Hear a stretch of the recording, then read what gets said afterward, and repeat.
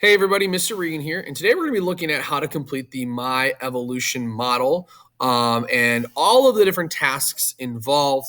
That's going to focus mostly on the image that you see right here on the title slide. Now, whenever we think of evolution or whenever we see this picture in front of us, the two kind of seem to go together.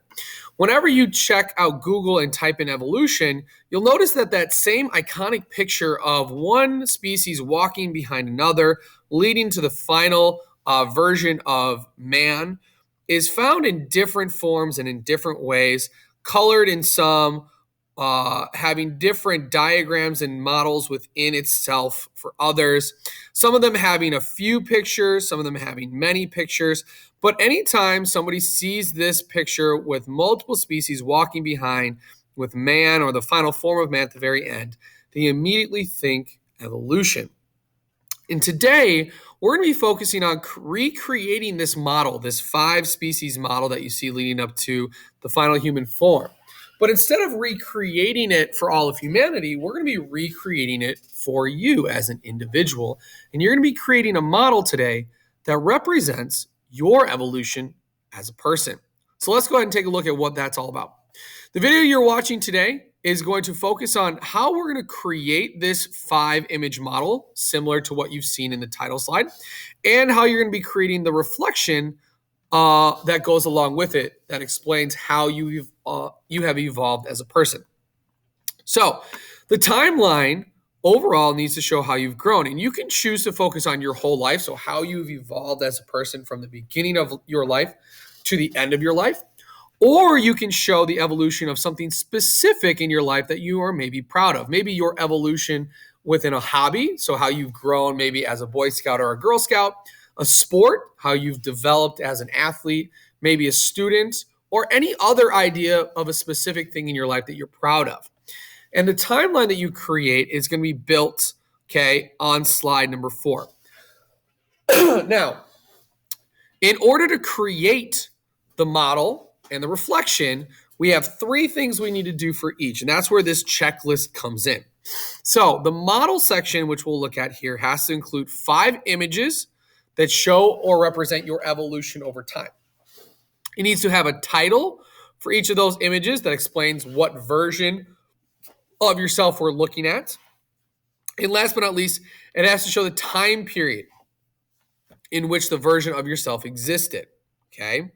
So with that, you also need to have a reflection. And each reflection that you create has to have a description of how each version is different from the previous one, a description of what caused you to change from the previous version, and a description of why this version is important to your evolution over time. So let's take a look at how we're going to use these checklists to create our model. So this is the model we'll be creating here in task 3. And if you notice in the very top row, you're going to be putting the time and the title and the time period. Okay. So maybe I'm doing my evolution as a student. Okay. So maybe my first box here I do as grade school. My second box maybe is middle school. My middle box here is high school. The box after that maybe is college. And then finally, my final box might be today, who I am as a student and a learner today. So I'd find a picture, whether it's of me in middle school or maybe a picture of a middle schooler from Google that would represent me at this point. And then, for grade school, and then one for middle school, and then one for high school, and then one for college, and then one for today. Notice I'd have the 5 images similar to the 5 images we see here. So when I look at this, I should be able to see your evolution over time. Underneath here in the red section, this is your personal reflection.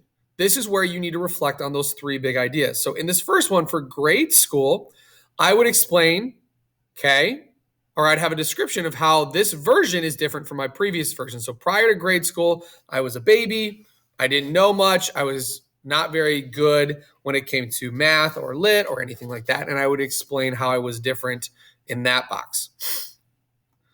A description of what caused you to change from this previous version. Well, my mom put me in grade school. I had developed a really strong drive to learn. I enjoyed doing math and reading, and that's what made this made me change and maybe develop and help me grow as a grade schooler. Last but not least, a description of why this version is important to your evolution. The last thing I would reflect on in here is I would talk about how this is when I first learned to read and write. This is the first time I started doing addition and subtraction. This is where I first learned science and really began to enjoy school. And notice I would then have this one done, and I was in grade school, I think, starting in 1995, something like that. So I'd have my title, I'd have my picture, and then I'd have my 3 descriptions, 1, 2, 3, that you saw in the previous section. Okay, so when I'm done, I would see not only the evolution within the title and time period, not only the evolution within your pictures, but also the evolution in your reflection. How are you different than before? What caused you to change? Why is this version of you important? So when you're done, you'll double check your work, turn it in as always, and we'll check in at the end. So that's how we complete today's lesson. If you have any questions, please let me know. Otherwise,